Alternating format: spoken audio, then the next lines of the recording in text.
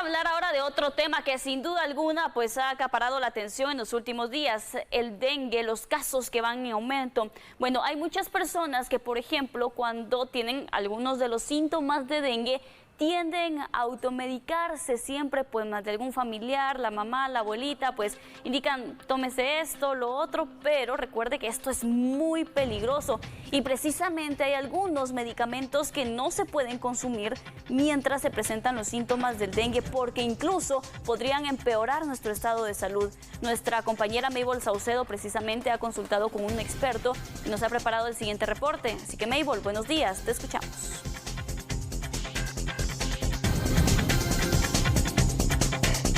Gracias, compañeros. Y es que efectivamente hemos hablado y abordado la enfermedad del dengue y que estamos en un año epidémico. De hecho, estamos en alerta roja según el Ministerio de Salud a nivel nacional. En este caso, pues también tenemos que conocer en qué momento saber que tenemos la enfermedad, qué características tiene, y para ello estamos con el doctor Calwa, él es epidemiólogo clínico de la Universidad de San Carlos, para que nos pueda ofrecer estos detalles de cómo identificar la enfermedad.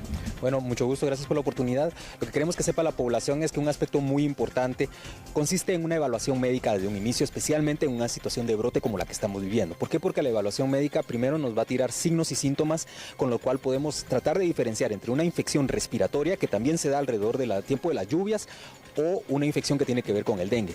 Posteriormente, sobre esa base vamos a tomar la decisión si hacemos las pruebas específicas para dengue. Aquí muy importante tomar en cuenta que por la cantidad de casos que hay, en algunos lugares se ha escaseado. Entonces el médico podría tener la posibilidad de manejar una hematología, por ejemplo, para determinar si bajo ciertos parámetros de las células que ahí aparecen, podríamos estar cursando con una infección viral. Entonces ese es más o menos el proceso para poder determinar si tenemos dengue o es una infección respiratoria por la similitud de los signos y síntomas. Pero, doctor, ahora bien, sabemos de que al momento de señalar que tenemos dengue hay ciertos medicamentos y también otras medidas que tenemos que evitar. ¿Cuáles son? Bueno, esto es algo muy importante que sepa la población porque, digamos, lo primero es que nos va a dar mucho dolor. Recordemos que esta se llama la fiebre que levanta huesos. Entonces la gente va a querer administrarse algo muy fuerte para el dolor. Cuando el protocolo establece que lo primero que utilizamos es acetaminofén, o lo que se conoce también como paracetamol, en sus dosis apropiadas para la edad de las personas. Lo que hay que evitar totalmente, no es ponerse un ibuprofén, un diclofenaco o cualquier otro medicamento que podría alterar las células sanguíneas y complicar la situación del dengue. Entonces hay que tener mucho cuidado en relación a cómo alivia el dolor. El segundo aspecto que es importante es la hidratación. La hidratación en estos casos es eminentemente oral. No buscamos colocar, como típicamente pasa en Guatemala, colocarle un intravenoso, y ese intravenoso puede empezar a complicar también la situación porque ese líquido se puede ir hacia otros órganos y llevar hacia un dengue más grave. Entonces, digamos, en esas dos orientaciones principales tratamos de ver ese aspecto terapéutico con las personas, ¿verdad? Y fuera de eso es el reposo, lo que estamos, una buena hidratación y el hecho de manejar bien el dolor con acetaminofén o paracetamol, algún antialérgico muchas veces, pero nada más. Es algo que hay que cuidar mucho junto con el médico.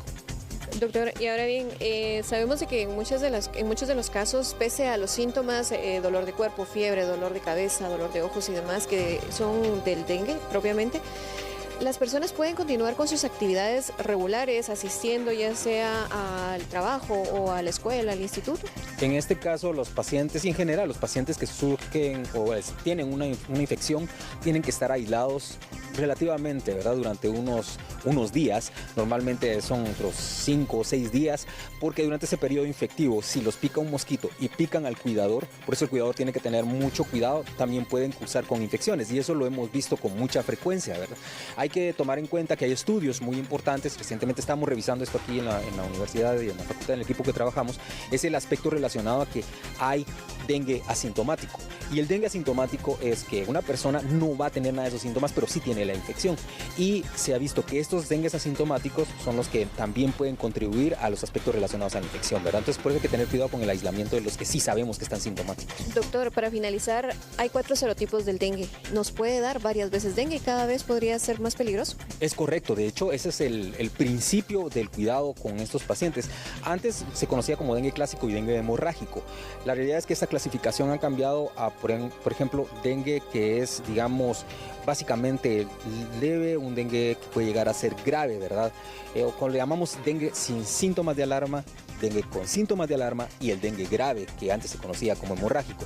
Y este va a depender mucho de los virus que están circulando. En Guatemala están circulando 4 virus, los 4 virus, 1, 2, 3 y 4, pero el más prevalente actualmente es el 3, y ese 3 es muy virulento, por eso vemos que las personas se sienten muy mal, y cuando tienen esta primera exposición pueden llegar a subsiguientes exposiciones que les causan el dengue hemorrágico, que es lo que tratamos de evitar.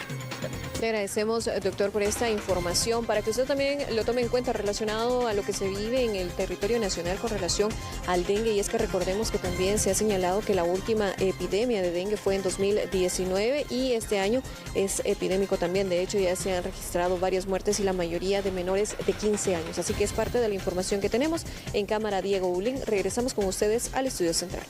Ivor, muchas gracias por tu reporte. Incluso en su momento, pues las autoridades del Ministerio de Salud indicaron que los casos de dengue han presentado un incremento en más del 150% en comparación con el año 2022. Lubianca, en varios departamentos también se han declarado pues estas alertas con el fin de brindarle la atención correspondiente a la población.